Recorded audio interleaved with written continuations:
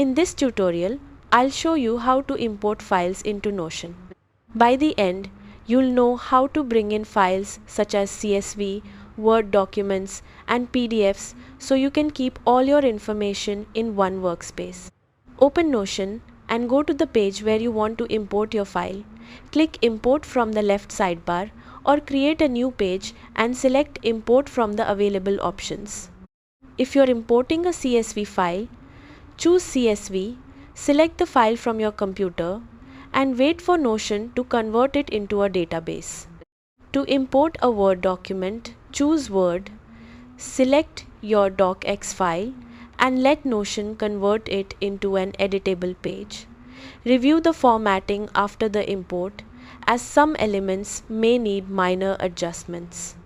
If you want to add a PDF, drag and drop the file onto your Notion page or type PDF and upload the document.